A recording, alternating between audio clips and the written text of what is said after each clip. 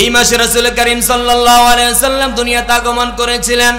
আবার 63 বছর জিন্দেগি যাপন করার পর আবার একই সময় আল্লাহ তাআলা রাসূলুল্লাহকে রবিউল আউয়াল মাসের 12 তারিখে বিদায় করে আখিরাতের দিকে নিয়ে গেলেন। রাসূল করিম সাল্লাল্লাহু আলাইহি ওয়াসাল্লাম চলে গেলেন, উম্মতের কাছে ইসলাম রেখে গেলেন, আমানত দিয়ে গেলেন, আর বলেন আমি চলে যাচ্ছি, শুধু একটু পর্দা করছি। আমি জীবিত অবস্থায় যেমন তোমাদেরকে কথা শুনতে পেতাম, আমি তোমাদেরকে দেখতে পেতাম, তোমরা যখন আমি রাসূলুল্লাহ রওজায়ে পাকের সামনে এসে আমাকে সালাম দিবা, আমি নবী সরাসরি তোমাকে দেখব, তোমার সালামের জবাব আমার কানে আসবে। আল্লাহু আকবার বলেন। রাসূল করিম সাল্লাল্লাহু আলাইহি সাল্লাম সম্পর্কে আল্লাহ তাআলা বলেন, আমি আল্লাহ পাক রাসূলুল্লাহ সাল্লাল্লাহু আলাইহি সাল্লামের উপর রহমত নাজিল করি, আমার ফেরেশতারা আমার নবীর মর্যাদা বৃদ্ধির জন্য দোয়া করে। ইয়া আইয়ুহাল্লাযীনা আমানু সাল্লু আলাইহি ওয়া সাল্লিমু তাসলিমা। হে ঈমানদাররা, তোমরা যারা নবীর আশিক আছো, তোমরা যারা নবীকে হৃদয় দিয়া ভালোবাসো, কলিজা দিয়া ভালোবাসো, আমি আল্লাহ পাকের বড় একটা নির্দেশ হলো সাল্লু আলাইহি, তোমরাও আমার বন্ধু হাবিবুল্লাহর উপর দুরূদ পড়ো। জোরে কোন সুবহানাল্লাহ। তাহলে আমার প্রিয় ভাইরা, এই পৃথিবীর মধ্যে যতগুলো বড় বড় আমল আছে, পাওয়ারফুল যত আমল আছে, সমস্ত আমলগুলোর মধ্যে অন্যতম একটা পাওয়ারফুল আমলের নাম হলো দুরূদ শরীফ। জোরে বলেন সুবহানাল্লাহ। রহমতের নবী বলেন, দুনিয়ার ভিতর ডাক্তার দিয়ে যে কাজ করা যায় না, টাকা দিয়ে যে কাজ তোমরা করতে পারো না, আমি আল্লাহ রব্বুল আলামিন তোমাদেরকে এমন একটা আমল শিক্ষা দেয়া যায়। বড় একটা বিপদে পড়েছ, বড় একটা মুসিবতের মধ্যে পড়েছ, আমার নবীর উপর দুরূদ পড়ো, আমি আল্লাহ নবীর দুরূদের বরকতে তোমার মুশকিল আসান করে দিব। বলেন সুবহানাল্লাহ। আর জবানটা খুলে বলেন না সুবহানাল্লাহ। قال النبي صلى الله عليه وسلم من صلى علي صلاة واحدة صلى الله عليه 10 وحطت عنه 10 خطيئة ورفع له 10 درجات أو كما قال النبي عليه الصلاة والسلام। رحمة النبي ডাক দিয়া বলে, উম্মত শুনো, মান সাল্লা আলাইয়া সালাতান ওয়াহিদা, আমার কোন উম্মতরা যদি নারী হোক পুরুষ হোক, ছেলে হোক মেয়ে হোক, যুবক হোক বৃদ্ধ হোক, চীনা হোক অপরিচিত হোক, এরপরে কালো হোক সুন্দর হোক, আমার যে কোনো উম্মতেরা আমি নবীর উপর একবার দুরূদ শরীফ পড়বে সাল্লাল্লাহু আলাইহি 10, সাথে সাথে আমার আল্লাহ ওই বান্দা বান্দির উপরে 10টা রহমত নাজিল করে দেয়। যেই ব্যক্তি রাসূলুল্লাহর উপর একবার দুরূদ পড়বে, আল্লাহর নবী বলেন আমার উপর একবার দুরূদ পড়লে 10টা রহমত পাইবা। আর ওয়াহুত্তাত আনহু 10 খতিয়া, একবার দুরূদ শরীফ পড়লে আমলনামা থেকে 10টা গুনাহ মাফ করে দেওয়া হয়। ওয়া রুফিআ লাহু 10 দারাজাত, আমি আল্লাহর কাছে তোমার যে মান মর্যাদা ছিল, আমি আল্লাহ পাকের কাছে তোমার যে র‍্যাঙ্কিং ছিল, একবার দুরূদ পড়ার মাধ্যমে আমি আল্লাহ তোমার মর্যাদা 10 গুণ উপরে উঠাইয়া দিব। আল্লাহু আকবার বলেন। আমার প্রিয় মুসলমান ভাইরা, তাহলে রাসূলুল্লাহর উপরে দুরূদ পড়তে স্বয়ং নির্দেশ দিয়েছেন কে? আল্লাহ বলেন দুরূদ পড়ো। ও জিয়ানগরের মুসলমানেরা, ও হাজীগঞ্জের মুসলমানেরা, দুরূদ রাসূল পড়তে বলেছেন, আল্লাহ পড়তে বলেছেন। কেমনে পড়বো? নবীর সাহাবায়ে কেরাম নবীর উপর দুরূদ পড়েছে। সাহাবায়ে কেরাম প্রশ্ন করে, ইয়া রাসূলুল্লাহ, ইয়া হাবিবাল্লাহ, আল্লাহ বলেছেন আপনার প্রতি দুরূদ পড়ার জন্য, আমরা কেমনে আপনার উপর দুরূদ পড়বো? আল্লাহ বলেছেন সালাম দেওয়ার জন্য আপনাকে, আমরা তো আপনাকে দেখলে সালাম দেই, এটা বুঝে আসলো, কিন্তু কাইফা নুসাল্লি আলাইকা ইয়া রাসূলুল্লাহ, ওগো রহমতের নবী, আমরা আপনার উপরে কেমনে দুরূদ শরীফ পড়ব? রাসূল বলে, কুলু আল্লাহুম্মা সাল্লি আলা মুহাম্মদ ওয়া আলা আলি মুহাম্মদ। বুখারীর বর্ণনায়, মুসলিম শরীফের বর্ণনায়, অসংখ্য বিশুদ্ধ হাদিসের গ্রন্থের ভিতরে নবী সাহাবায়ে কেরামদেরকে বলে, তোমরা যখন আমার জন্য দোয়া করবা, আমার উপর দুরূদ শরীফ পড়বা, তখন তোমরা আমি নবীর পাশাপাশি আমার আহলে বাইত, আমার এরকম পরিবারের সদস্যদের জন্য দোয়া করবা। জোরে কোন সুবহানাল্লাহ। ও হাজীগঞ্জের মুসলমান, তাহলে রাসূলুল্লাহর উপরে দুরূদ শরীফ পড়তে হবে, নবীর আহলে বাইতদের উপরে দুরূদ পড়তে হবে। কেমনে পড়বো? সাল্লাল্লাহু আলাইহি ওয়া আলিহি ওয়া সাল্লাম, সাল্লাল্লাহু আলাইহি ওয়া আলিহি ওয়া সাল্লাম। রাসূলুল্লাহর উপর দুরূদ এবং নবীর আহলে বাইত, নবীর পরিবার, নবীজির সন্তান, নবীর সন্ততি, নবীর বিবি সবার উপরে সালাম এবং সালাত হয়ে যাবে যদি আপনি পড়েন সাল্লাল্লাহু আলাইহি ওয়া আলিহি ওয়াসাল্লাম, সাল্লাল্লাহু আলাইহি ওয়া আলিহি ওয়াসাল্লাম। একবার জবান দিয়া বাহির হওয়ার সাথে সাথে 10টা রহমত আল্লাহ দিয়া দিয়েছে, 10টা গুনাহ মাফ করে দিয়েছে, 10 গুণ মর্যাদা আল্লাহর কাছে বেড়ে গিয়েছে। শুধুমাত্র এখানে ক্ষান্ত নয়, নবীর উপর দুরূদ পড়লে রাসূল করিম সাল্লাল্লাহু আলাইহি ওয়াসাল্লাম বলেন, قال النبي صلى الله عليه وسلم إن أولى الناس بي يوم القيامة أكثرهم علي صلاة أو كما قال النبي عليه الصلاة والسلام। রাসূল করিম সাল্লাল্লাহু আলাইহি ওয়াসাল্লাম বলেন, إن أولى الناس بي يوم القيامة। এই জিয়ানগরের মুসলমান, রাসূল বলেন কিয়ামতের ময়দানে লক্ষ লক্ষ কোটি কোটি মানুষের একটা সমাবেশ হবে, যে সমাবেশটার নাম হলো ময়দানে হাসর, যে সমাবেশটার নাম হলো ইয়াউমুল কিয়ামা, ইয়াউমুল হাসর। সব মানুষ একত্রিত হওয়ার সময় রহমতুন নবী বলেন, সেদিন কোন মানুষ তার মায়ের পরিচয় দিবে না, বাবার পরিচয় দিবে না, সন্তানের পরিচয় যেদিন দিবে না, আমি নবী তোমাদেরকে জানায়া দেই, সেদিন সর্বপ্রথম আমি আল্লাহ আমার উম্মতের জন্য আল্লাহর কাছে সুপারিশ করে জান্নাত উদ্বোধন করব। জোরে বলেন সুবহানাল্লাহ। এই আশিক নবীর উম্মত কিয়ামতের ময়দানে নবীজির হাউজে কাউসার পিলানো ছাড়া কারো হাতের হাউজে কাউসারে পেয়ালা থাকবে না। নবীজির সুপারিশ ছাড়া কেউ জান্নাতে যেতে পারবে না। ওই নবীর সুপারিশ আপনার আমার দরকার আছে না নাই? রাসূল বলেন, কেমনে আমার সুপারিশ পাইবা? কিয়ামতের ময়দানে লক্ষ লক্ষ কোটি কোটি মানুষ যেদিন থাকবে, সেদিন তুমি আমার কোথায় খুঁজা পাইবা? রহমতুন নবী বলেন, তোমরা যদি হাসরের মাঠে কোটি কোটি মানুষের মধ্যে আমি নবীর কাছে কাছে থাকতে চাও, আমি নবীর হাতে আগে আগে হাউজে কাউসারের পেয়ালাটা নিতে চাও, আমি নবীর আগে আগে সুপারিশ তোমরা যদি পাইতে চাও, 1 নাম্বার রাসূল বলেছেন, কিয়ামতের দিন যারা দুনিয়াতে আমার উপর যত বেশি দুরূদ পড়বে, হাসরের মাঠে তারা আমি নবীর তত কাছাকাছি জায়গা পাবে।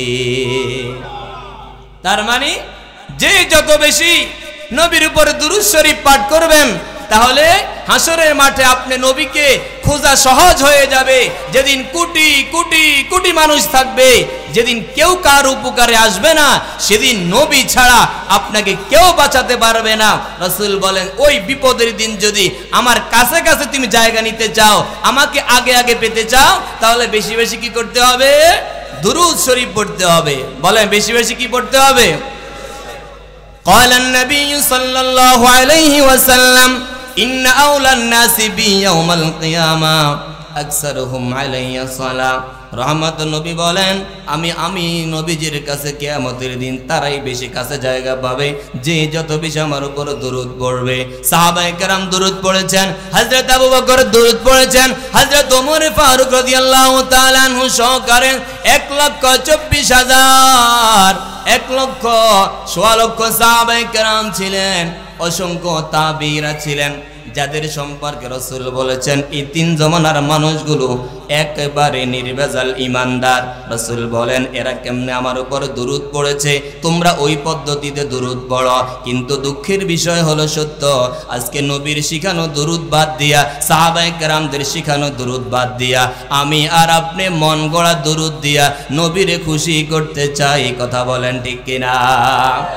এ জিয়ানগরের মুসলমানেরা, শিক্ষিত সমাজেরা জবাব দিবেন, নবীর শিখানো দুরূদের দাম বেশি না আমার বানানো দুরূদের দাম বেশি? নবী যেই দুরূদ শিখিয়েছে, আবু বকর রাদিয়াল্লাহু তাআলা আনহু তিনি যেভাবে যেই পদ্ধতিতে যেই দুরূদগুলো পড়ে পড়ে নবীজির বন্ধু হয়েছে, জান্নাতের প্রথম টিকিট তিনি পেয়েছেন। ওই আবু বকরকে ফলো করো, উমরে ফারুক রাদিয়াল্লাহু তাআলা আনহুকে ফলো করো, নবীর কন্যাদেরকে ফলো করো, নবীজির উত্তরসূরি যারা ছিল তাবিঈদেরকে ফলো করো, তাবিঈদেরকে ফলো করো, তাহলে দেখা যাবে তোমার পদস্খলনের কোনো সম্ভাবনা নাই। নবীর সার্টিফিকেট ছাড়া, নবীর অনুমোদন ছাড়া উম্মতেরা যদি মন গড়া দুরূদ শরীফ পড়তে থাকে, নিজেরা বানায়া বানায়া দুরূদ শরীফ পড়ে, তাহলে যে 10টা রহমত পাওয়ার কথা, 10টা গুনাহ মাফ হওয়ার কথা, 10 গুণ মর্যাদা বেড়ে যাওয়ার কথা, মন গড়া দুরূদ পড়লে এটার দ্বারা সওয়াব হবে না, নবীজির কাছে যাওয়ার ব্যবস্থাও হবে না। জোরে কোন ঠিক কিনা? দুনিয়াতে আমরা যেমন জাল নোট নিয়ে দোকানদারের কাছে গেলে দোকানদার নোটটা আগে হাতে নেয়, একটু ঘষা দিয়া দেখে এটা কি আসল না নকল। যদি আসল হয় তার যা পাওনা তা তারে দিয়ে দেয়। 100 টাকা নিয়ে যায়, 100 টাকার মালামাল তারে দিয়ে দেয়। কথা বলেন ঠিক কিনা? আর সে যদি একটা জাল নোট নিয়ে যায়, খেলনার 100 টাকার নোট নিয়ে যায়, যেগুলো কিনতে পাওয়া যায়, বাচ্চারা খেলা করে, এমন খেলনার টাকা 1000 নিয়ে যদি দোকানওয়ালার কাছে গিয়া 1 টাকার একটা চকলেটও আপনি চান, কি আপনাকে দিবে নাকি? কথা বলেন না, কেন দিবে না? এটার মধ্যেও তো 1000 লেখা, এটার মধ্যেও তো শেখ মুজিবের ছবি দেওয়া, সব ঠিক আছে, কিন্তু আপনাকে মাল দিল না।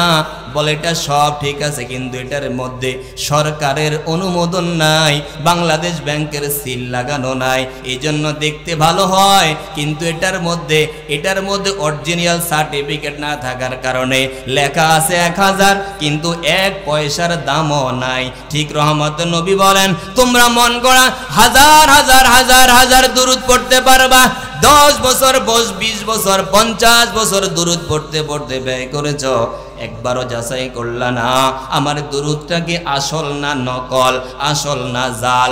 যদি জাল হয় দুনিয়াতে তো ধরা খাওয়ার সুযোগ নাই, হাসরের ময়দানে যেদিন রহমতের নবীকে আপনি খুঁজে পাবেন না, রহমতের নবীকে যেদিন খুঁজে পাওয়া যাবে না, সেদিন আপনার মাথার মধ্যে আসবে, হায় হায় আমি না দুনিয়াতে হাজার হাজার বার দুরূদ পড়েছিলাম।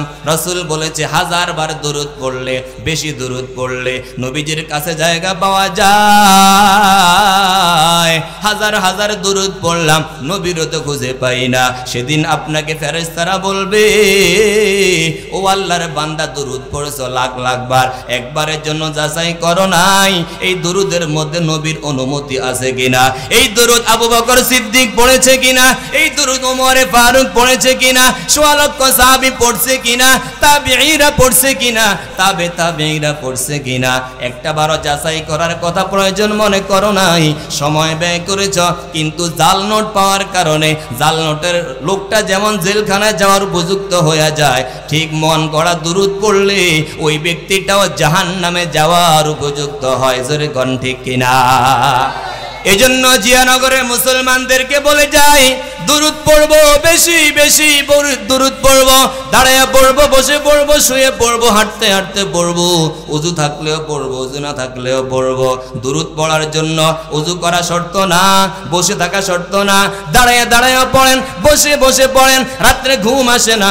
সাল্লাল্লাহু আলাইহি ওয়াসাল্লাম, সাল্লাল্লাহু আলাইহি ওয়াসাল্লাম, সাল্লাল্লাহু আলাইহি ওয়াসাল্লাম, আল্লাহুম্মা সাল্লি আলা মুহাম্মাদিন নাবিয়িল উম্মি ওয়া আলা আলিহি ওয়া সাল্লিম তাসলিমা, আল্লাহুম্মা সাল্লি ওয়া সাল্লিম আলা নাবিয়িনা মুহাম্মদ। এই যে কয়েকটা দুরূদের কথা বললাম, প্রত্যেকটা দুরূদ নবীজির অনুমোদন প্রাপ্ত, আবু বকরের অনুমতি প্রাপ্ত, নবীর হাদিসের মুআফিক এই দুরূদ শরীফগুলো। এই জন্য দুরূদ পড়ার আগে অবশ্যই আপনাকে যাচাই করা লাগবে দুরূদটা আসল নাকি নকল। কথা বলেন ঠিক কিনা? 1 টাকা যেটা আসল টাকা, এটার দাম আছে, কিন্তু জাল নোট 1000 হলেও এটার কোনো দাম নাই। ঠিক আন্দোলনের মুসলমানেরা, জিয়ানগরের মুসলমানেরা সচেতন হওয়া লাগবে। দুরূদ বেশি বেশি পড়লে নবীজির কাছে জায়গা পাওয়া যাবে, আবু বকরের সাথে জান্নাতে জায়গা পাওয়ার সুযোগ আছে, কিন্তু ওই দুরূদটা হইতে হবে কোরআন এবং হাদিসের অনুমোদন প্রাপ্ত। কথা বলেন ঠিক কিনা? এই জন্য প্রিয় ভাইরা আমার, আমরা যখন বিপদে পড়ব, সন্তানের বিপদ, নবীজি বলে দুরূদ শরীফ পড়ো। আল্লাহ পাককে সন্তুষ্ট করার এই পৃথিবীতে যতগুলো আমল আছে, যতগুলো এরকম মাধ্যম আছে, রহমতের নবী বলেন পৃথিবীর মধ্যে সবচাইতে পাওয়ারফুল দুইটা আমল আছে। এর মধ্যে একটা হলো রাসূলুল্লাহর উপর দুরূদ শরীফ পড়া, দ্বিতীয়ত হলো আল্লাহ পাকের কাছে ইস্তেগফার পড়া। পৃথিবীর কোন মানুষ যদি বিপদের মধ্যে পড়িয়া আস্তাগফিরুল্লাহ পড়ে, আমি আল্লাহ তাকে যেমন উদ্ধার করে দেব।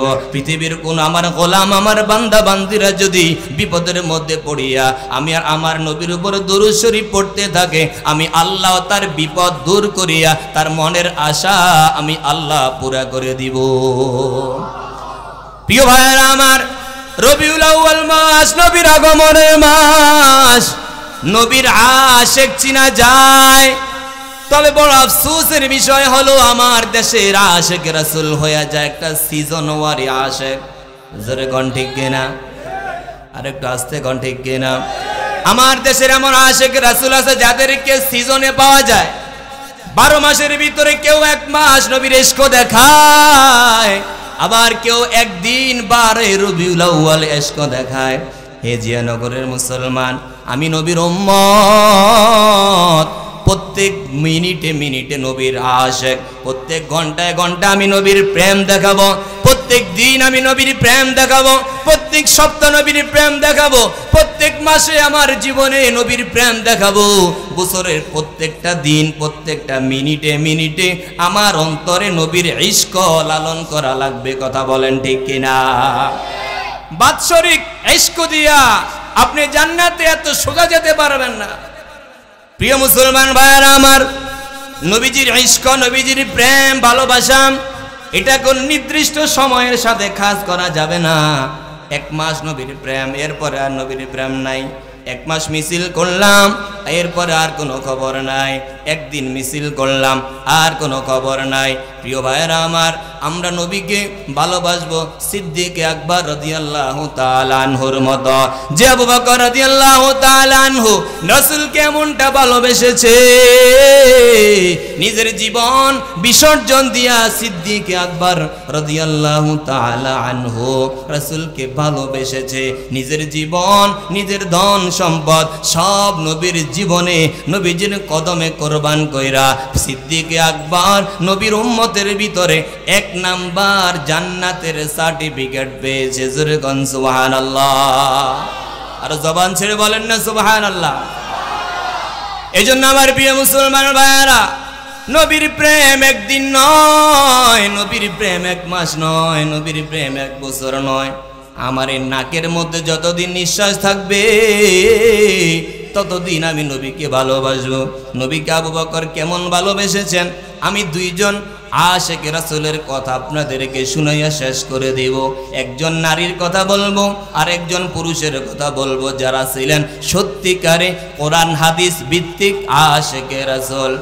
প্রথম একজন পুরুষের কথা বলি, সিদ্দিক আকবর রাদিয়াল্লাহু তাআলা আনহু। আল্লাহর নবীর এত ভালোবাসার মানুষ ছিলেন। হযরত আয়েশা রাদিয়াল্লাহু তাআলা আনহাকে নিয়া রহমতের নবী একদিন পূর্ণিমা রাত্রিতে আম্মা জান আয়েশা রাদিয়াল্লাহু তাআলা আনহারে লইয়া আমার নবী রওনা দিলেন। এরকম বাইরে একটু হাঁটা চলা করতেছিলেন। একটু গভীর মনোযোগ দেন জিয়ানগরের মুসলমানেরা, ইশকে নবী কাকে বলে, নবীর প্রেম ভালোবাসা কাকে বলে। নবীজি আম্মা জান আয়েশার হাত ধরে ধরে রাত্রবেলায় হাঁটতেছে, চাঁদনি রাতে, এরকম পূর্ণিমার রাতে। রহমতের নবী হঠাৎ হাঁটতে হাঁটতে আম্মা জানের কাছে ডাক দিয়া কয়, হে আয়েশা, একটু চেহারাটা আকাশের দিকে উঠাও। আম্মা জান আয়েশা রাদিয়াল্লাহু তাআলা আনহা চেহারাটা আকাশের দিকে উঠালেন। নবী বলেন, ও আয়েশা, দেখো তো আকাশের মধ্যে কয়টা তারকা দেখা যায়। আম্মা জান আয়েশা 1টা 2টা করে গণনা করতে শুরু করলেন। অনেক সময় গুনলেন, এদিক দিয়া গনে, ওই দিক দিয়া থেকে যায়, এদিক দিয়া গনে, ওই দিক দিয়া শেষ হয়ে যায়। আপনারা বলেন, আকাশের তারকা আপনার আর আমার পক্ষে গণনা করে শেষ করা কি সম্ভব? আরো আসতে বলেন। অনেক সময় পর্যন্ত আম্মা জান আয়েশা আকাশের তারকাগুলো গুনতে চেষ্টা করলেন। এক পর্যায়ে রাসূলকে বলে, ইয়া রাসূলুল্লাহ, আমি তো পারছি না, গণনা করে আমি শেষ করতে পারছি না। রাসূল বলে, ও আয়েশা, আমি তোমাকে এরকম গণনা করার জন্য শেষ করতে বলি নাই, আমি তোমার একটা বিষয় বুঝাবার জন্য আকাশের তারকা গুনতে বলেছিলাম। হে আয়েশা, আকাশের তারকাগুলো তুমি যেমন একটা একটা করে গণনা করে শেষ করতে পারো নাই, ক্লান্ত হয়ে গেছ, আমার উম্মতের ভিতরে আমার এমন একজন উম্মত আছে যে উম্মতের আমল আকাশের তারকার চাইতেও আর অনেক গুণে বেশি। আল্লাহু আকবার। কিছুক্ষণ আম্মা জান আয়েশা রাদিয়াল্লাহু তাআলা না চুপ থাকলেন। চুপ থাকার কিছুক্ষণ পর জানতে চাইলেন, মনের মধ্যে কৌতূহল জাগলো, মনে মনে খেয়াল করলেন নিশ্চয় আমার আব্বা আবু বকর সিদ্দিক রাদিয়াল্লাহু তাআলা আনহুর কথাটাই তো আসবে। কিছুক্ষণ চুপ থাকার পর আম্মা জান জিজ্ঞাসা করলেন, নবী গো, কার আমল এত বেশি? আকাশের চাঁদ যেমন, আকাশের তারকা যেমন গুণে শেষ করা যায় না, আমার আপনার উম্মত তার আমল এত বেশি গণনা করে শেষ করা যাবে না। নবীজি বললেন, আয়েশা তাহলে শুনে রাখো, তিনি আর কেউ না, তিনি হলেন আমার শ্বশুর হযরত ওমর ফারুক রাদিয়াল্লাহু তাআলা আনহু। হুজুর বলেন সুবহানাল্লাহ। ও জিয়ানগরের মুসলমান, এই কথাটা শোনার পর হযরতে আম্মা জান আয়েশার মন খারাপ। হায় হায়, মনে মনে চিন্তা করেছিলাম নবী আমার আব্বা জানের কথাটাই বলবে, নবী আমার আব্বার কথা না বলিয়া নবী হযরত ওমর ফারুকের কথা বললেন। আম্মা জানের চেহারার দিকে তাকায়া নবী বুঝতে পারছে আমার বিবি আয়েশার মনটা খারাপ হয়ে গেছে। কেন খারাপ নবী সেটাও বুঝতে পেরেছে। যুরকান সুবহানাল্লাহ। তারপরে নবীজি জিজ্ঞাসা করলেন, এ আয়েশা, মনটা খারাপ হলো কেন? ইয়া রাসূলুল্লাহ, আপনি তো জানেন আমি আশা করেছিলাম আপনি আমার আব্বা জানের কথাটাই বলবেন, আপনি আমার আব্বা জানের কথাটা না বলিয়া আপনি যখন ওমর ফারুক রাদিয়াল্লাহু আনহুর কথা বললেন, আমার মনটা স্বাভাবিক খারাপ হওয়ারই কথা। নবীজি বললেন, আয়েশা, মন খারাপ করো না, তুমি কি তোমার আব্বার আমলের খবর জানতে চাও? বলে, ইয়া রাসূলুল্লাহ, অবশ্যই তো জানতে চাইব। রাসূল বললেন, আয়েশা শুনো, তুমি যদি তোমার আব্বা জানের আমলের কথা জানতে চাও তাহলে প্রথম কথা শুনো, হযরত ওমর ফারুকের আমল, এরপরে সারা পৃথিবীর সমস্ত মানুষের উম্মতের আমলগুলো যদি এক পাল্লায় দিয়ে দেওয়া হয়, আর তোমার আব্বা আমার শ্বশুর সিদ্দিক আকবর আবু বকর রাদিয়াল্লাহু তাআলা আনহুর আমলগুলো যদি অপর পাল্লায় দেওয়া হয়, শুনে রাখো রে আয়েশা, গোটা উম্মতের আমল ওমর ফারুকের আমল সহকারে এক পাল্লায় দিলে তোমার বাবার একদিন এক রাত্রের আমলের সমান হবে না। আল্লাহু আকবার। এবার আম্মা জানের চেহারাটা খুশি হয়ে গেল, মনটা ভালো হয়ে গেল। তার মানে হযরত ওমর ফারুক রাদিয়াল্লাহু তাআলা আনহুর আমলের চাইতে আমার আব্বার আমল অনেক অনেক গুণে বেশি। এবার ডাক দিয়ে নবী গো, কোন একদিনের আমল গোটা উম্মতের আমলের চাইতে বেশি, ওমরের আমলের চাইতে বেশি? নবীজি ডাক দিয়ে কয়, তাহলে শুনে রাখো, ওই দিনটা ছিল হিজরতের রাত্রির সফরের আমল। জোরে কোন সুবহানাল্লাহ। শুনো, তোমার আব্বা আমার জন্য কেমন কুরবান করেছিল। মক্কার পরিস্থিতি যখন ভালো ছিল না, একদিন আল্লাহ আমাকে বলেছে, নবী গো, মক্কায় আপনার জন্ম, 40 বছর পর্যন্ত মক্কার মানুষের কোলের পুতুল ছিলেন আপনি নবী, এরাই তো আপনাকে ব্যাংক বানিয়েছে, এরাই তো টাকা আপনার কাছে জমা রেখেছে। কয়, ব্যাংকে আমাদের টাকা নিরাপদ না, নবী মুহাম্মদুর রাসূলুল্লাহর কাছে আমাদের টাকা নিরাপদ। সবাই তো আপনার কাছে টাকা জমা রেখেছে, কিন্তু যেদিন আপনি লা ইলাহা ইল্লাল্লাহর দাওয়াত দিবেন, সেদিন আর এই মানুষগুলো আপনাকে কোলের পুতুল বানায় রাখবে না। সর্বপ্রথম আপনার ঘর থেকে আপনার দুশ্মনী শুরু হবে। ওগো নবী আমার, অগ্রিম জানায়া রাখি, এই মক্কায় বেশি দিন থাকতে পারবেন না। এই মক্কা ছেড়ে একদিন আপনাকে মদিনায় যাওয়া লাগবে।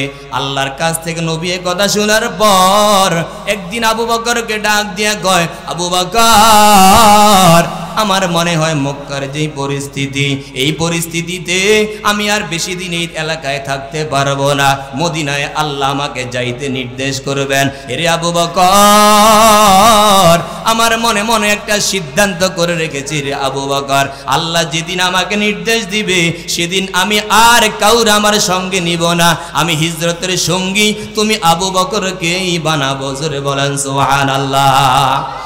ও জিয়ানগরের আশিক রাসূল উম্মতের দল, নবীজি হযরত আবু বকরকে বলেছে, আবু বকর মদিনায় যাওয়ার সময় আমি তোমাকে সঙ্গে নিয়ে যাব।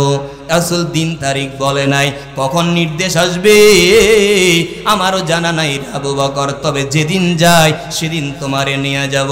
আবু বকর রাদিয়াল্লাহু তাআলা আনহু বলেন, ওই দিন থেকে আমি আবু বকর রাত্রবেলায় যখন বিছানার মধ্যে শুইতে যাইতাম, চোখের মধ্যে যখন আমি আবু বকরের পিঠ লাগতো, সেদিন আমার কে যেন ডাক দিয়া কয়, আবু বকর আপনি ঘুমায়া থাকবেন, বিছানা পিঠে এরকম খাটের সাথে পিঠ লাগাইয়া ঘুমাবেন। নবী যদি আজকে রাত্রে চলে আসে, আপনি ঘুমাইয়া থাকবেন, আপনি চোখের মধ্যে শুয়া থাকবেন, বিছানার মধ্যে শুয়া থাকবেন। এমত অবস্থায় যদি নবী আপনার ঘরের দরওয়াজার সামনে এসে যায় গো আবু বকর, তাহলে আপনি কেমনে নবীকে ঘরের দরওয়াজার সামনে দাঁড় করায়া আপনি উঠতে আসতে দেরি হবে, কিয়ামতের দিন আল্লাহর সামনে আপনি কি জবাব দিবেন? জোরে বলেন সুবহানাল্লাহ।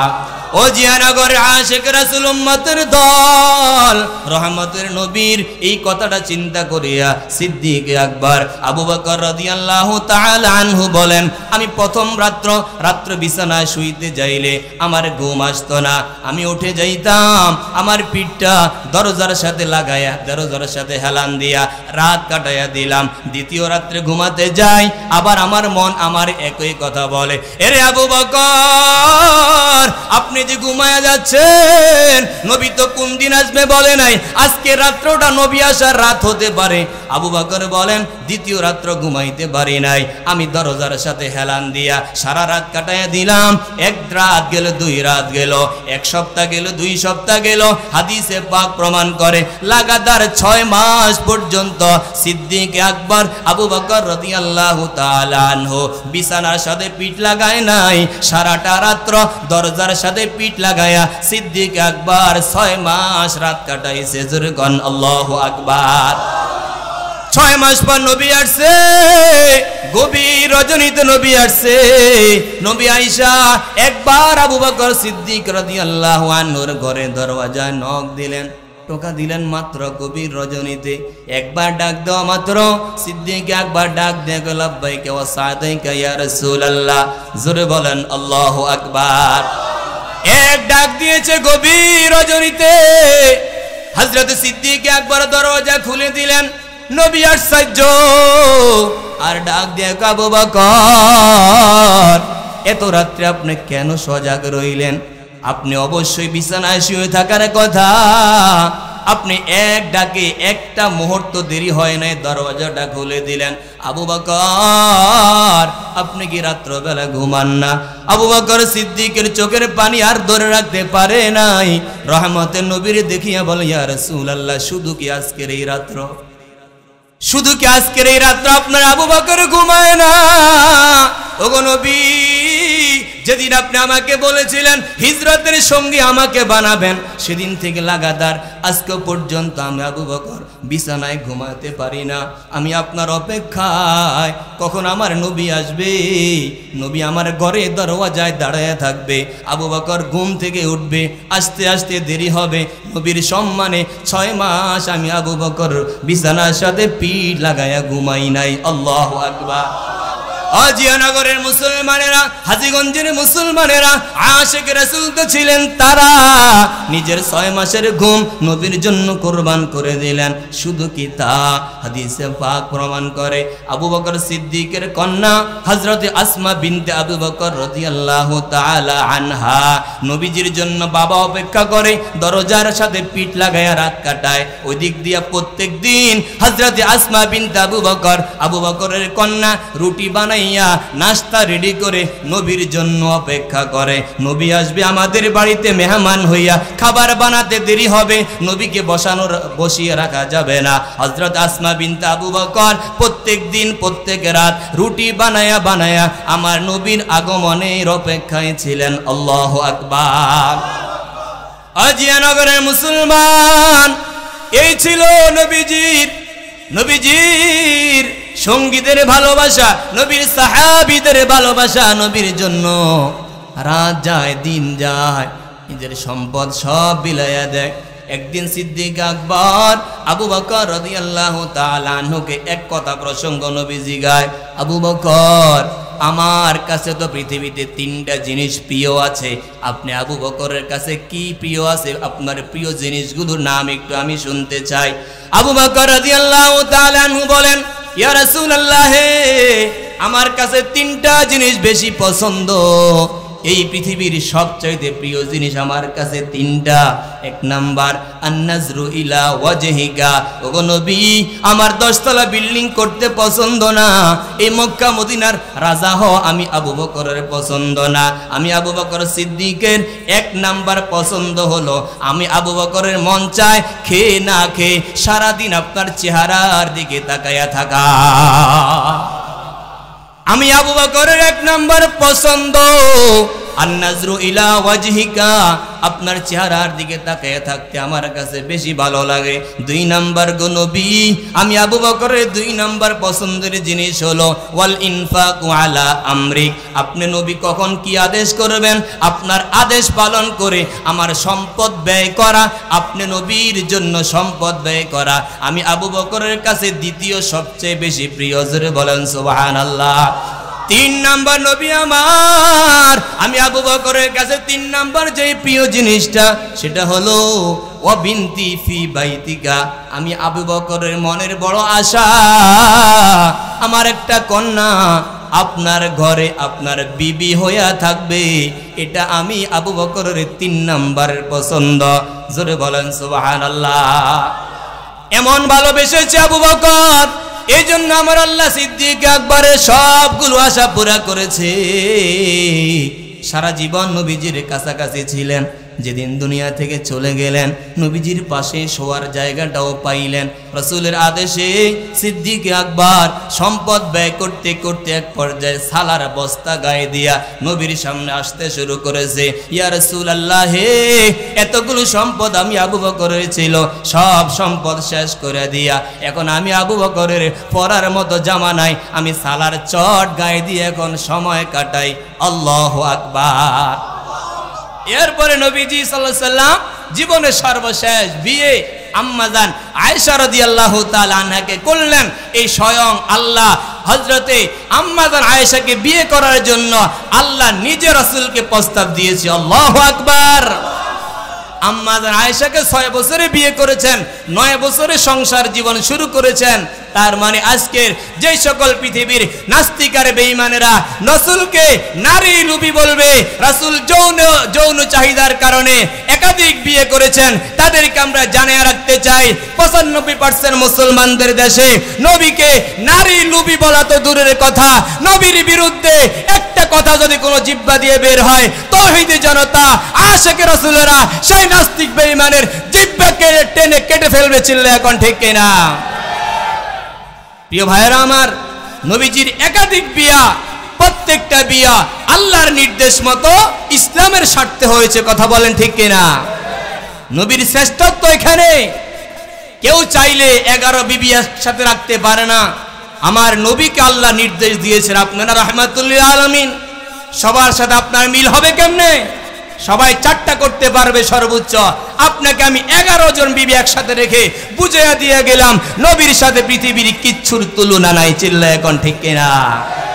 প্রিয় ভাইরা আমার, তাহলে সিদ্দিক আকবর রাদিয়াল্লাহু তাআলা আনহু নিজের জীবনের সব ধন সম্পদ সবগুলো নবীর জন্য কোরবান করে দিয়া আশিকে রাসূলের খাতায় নাম লেখালেন। আজকে দুঃখজনক বিষয় হলো সত্য, আশিকে রাসূলের দাবিদার নবীর জন্য যদি কিছু টাকা ব্যয় করতে বলা হয় আমার পকেট খোলে না। কথা বলেন ঠিক কিনা? নবীজির জন্য যদি একটু মাঠে নামতে বলা হয়, নাস্তিকের বিরুদ্ধে, বেঈমানের বিরুদ্ধে, নবীর দুশমনের বিরুদ্ধে যদি আপনাকে আমাকে ডাক দেওয়া হয়, কত অজুহাত, মরার চিন্তা। অথচ সিদ্দিক আকবর মৃত্যুর চিন্তা করে নাই। নবীজি আসলাম হযরত আবু বকরের বাড়িতে এসে চলে গেলেন গারে হেরা। এরকম ভাবে রাসূল হিজরত করে চলে যাচ্ছেন, গুহার ভিতরে যে আশ্রয় নিলেন সবাই ঘটনা জানেন। নবীজি সাল্লাল্লাহু আলাইহি ওয়াসাল্লামকে সেভ করার জন্য গর্তের ভিতরে সিদ্দিক আকবর আগে ঢুকে গেলেন। ইয়া রাসূলুল্লাহ, ইয়া হাবিবাল্লাহ, একটু অপেক্ষা করেন, গুহাটা একেবারে গভীর মনে হয়, ভিতরে কোনো সাপ থাকতে পারে, আমি আগে যাই, আমি ওই গুহাগুলো গর্তগুলো বন্ধ করে তারপর আপনি আসবেন। সিদ্দিক আকবর আস্তে আস্তে করে নিজের জামা কাপড় ছিঁড়ে পর্যন্ত সেই এরকম গর্তগুলো মুখ বন্ধ করে, একটা গুহা বন্ধ করার মতো কাপড় সিদ্দিক আকবরের কাছে ছিল না। সিদ্দিক আকবর রাদিয়াল্লাহু তাআলা আনহু দেখলেন সবগুলো গুহা বন্ধ করে দিয়েছি, একটা গুহা বন্ধ করার মতো কোনো কিছু আমার কাছে নাই। এবার পাওটা ওই গুহার মুখের মধ্যে দিয়া নিজে বসলেন। নবীকে বলে, ইয়া রাসূলুল্লাহ, আপনি এবার আসতে পারেন। আমার কোলের মধ্যে আপনি মাথা রাখিয়া, আমার রানের মধ্যে মাথা দিয়া আপনি একটু আরাম করেন, আর আমার পাটা দিয়া ওই যে গর্তটা আমি বন্ধ করে রাখলাম, আল্লাহর হুকুম মতো ওই গর্তের ভিতরে সাপ ছিল। সিদ্দিক আকবরকে কামড় দিল। কামড় দেওয়ার পর তিনি ব্যথায় সারাটা শরীর চেহারাটা কালো হয়ে গেল। নবী কষ্ট পাবে এই জন্য তিনি আওয়াজ করে চিল্লে কাঁদে নাই। কিছুক্ষণ পর যখন চোখের এক ফোঁটা পানি পড়েছে নবীজির শরীর মোবারকে, নবীজির ঘুম ভেঙে যায়। দেখে আবু বকর কান্দে। নবীকে, আবু বকর কেন কাঁদতেছেন ইয়া রাসূলুল্লাহ? সবগুলো গুহা বন্ধ করেছি, একটা গুহা বন্ধ করার মতো কিচ্ছু পাই নাই। নবী গো, ওই গুহার মধ্যে আমার পাওয়াটা দিয়ে রেখেছিলাম, মনে হয় সাপ আমার কামড় দিয়েছে, বিষার কারণে আমার চেহারাটা এরকম কালো হয়ে গেছে, চোখ দিয়া পানি বের হয়ে যায়। রহমত নবী নিজের মুখ থেকে একটু থুতু মোবারক বের করে সিদ্দিক আকবরের ওই কাটা জায়গার ভিতরে যখন থুতু লাগাইয়া দিলেন, সাথে সাথে সিদ্দিক আকবরের সাপের কামড় আল্লাহ ভালো করে দেয়। প্রিয় মুসলমান ভাইরা আমার, এভাবে সিদ্দিক আকবর রাদিয়াল্লাহু তাআলা আনহু আল্লাহর নবীকে ভালোবেসেছেন। নিজের জীবনের মায়া করে নাই, নিজের সন্তানদের মায়া করে নাই, সম্পদের মায়া করে নাই। কয় সব কিছুর চাইতে একজন উম্মতের কাছে আমার আল্লাহর নবীর মর্যাদা এবং সম্মান আর গুরুত্ব বেশি। কথা বলেন ঠিক কিনা? আল্লাহ তাআলা বলেন, আল্লাহ তাআলা কোরআনের মধ্যে বলেছেন যে আমি আল্লাহ রাব্বুল আলামিন নবীজির সম্পর্কে তোমাদেরকে জানায়া দেই, আন-নাবিয়্যু আওলা বিল মুমিনিনা মিন আনফুসিহিম। ওই মুমিনদের কাছে তাদের জানের চাইতেও নবীর মূল্য বেশি। জোরে বলেন সুবহানাল্লাহ। ওই যারা সত্যিকারের মুমিন তারা নিজের জানের মায়া করবে না। জান যদি নবীর জন্য দিয়ে দেওয়া যায়, এটার চাইতে সৌভাগ্য আর কি হতে পারে? কথা বলেন ঠিক কিনা?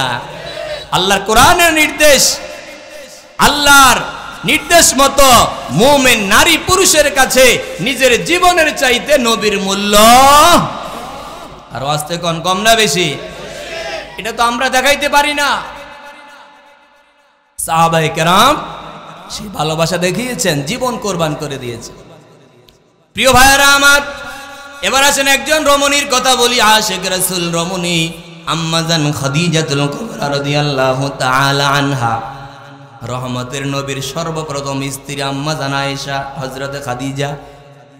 রাসূলের বয়স যখন মাত্র 25 বছর, নবীজির মা 6 বছরে বিদায়, জন্মের 6 মাস আগে বাবাও বিদায়, 8 বছরে দাদার বিদায়। এভাবে রাসূল একেবারে নিঃস্ব হয়ে পড়লেন। এমন অবস্থায় আল্লাহর নবী যখন দুঃখে দুঃখে বড় হইয়া এক পর্যায়ে ব্যবসা বাণিজ্য করতে শুরু করলেন। অনেক লম্বা কথা আমি সংক্ষেপে বলে যাই। রাসূলুল্লাহ সাল্লাল্লাহু আলাইহি ওয়াসাল্লামের সততা দেখে, নবীজির আগ্রহ দেখে, নবীজির আমানতদারিতা দেখে আম্মাজান খাদিজা রাদিয়াল্লাহু তাআলা আনহা নবীর প্রতি আসক্ত হয়ে পড়লেন, নবীর প্রতি দুর্বল হয়ে গেলেন। নিজের একজন লোক ছিল মাইসারা, ওই মাইসারাকে খবর দিয়া নবীজির কাছে পাঠায়, এ মাইসারা যাও আমার নবী মুহাম্মদুর রাসূলুল্লাহ সাল্লাল্লাহু আলাইহি ওয়াসাল্লামের কাছে যায়া একটু একটা প্রস্তাব নিয়ে যাও যে খাদিজা বিনতে খুয়াইলিদ আপনারে বিয়ে করতে চায়, আপনাকে এই প্রস্তাব কবুল করবেন? রহমতের নবীর কাছে প্রস্তাব আসছে।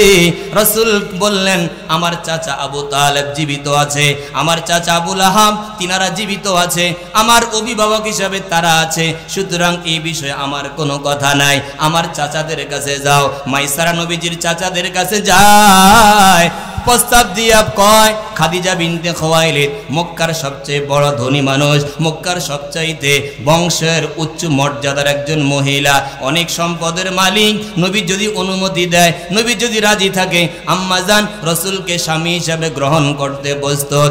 রাসূলুল্লাহর এই প্রস্তাবে হযরতে খাদিজা যখন নবীজির জন্য প্রস্তাব পাঠালেন, আবু তালেব বলে আমার ভাতিজার মা নাই, বাপ নাই, সম্পদ নাই, কিছু নাই, মক্কার একটা সম্ভ্রান্ত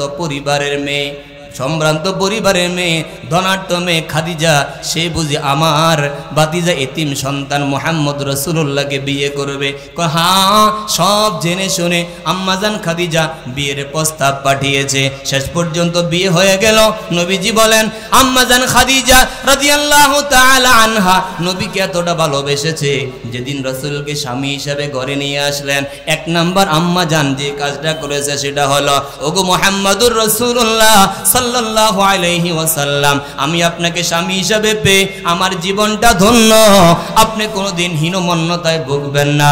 আমি খাদিজা এই মক্কা মদিনার সবচাইতে ধনী, আমার মনের ইচ্ছা হলো আমি খাদিজার যত সম্পদ আছে, আমি খাদিজার সব সম্পদগুলো আমি আপনি নবীর জন্য ওয়াকফ করে দিলাম। জোরে বলেন সুবহানাল্লাহ। আমার প্রিয় মুসলমান ভাইয়েরা, আম্মাজান খাদিজা রাদিয়াল্লাহু তাআলা আনহা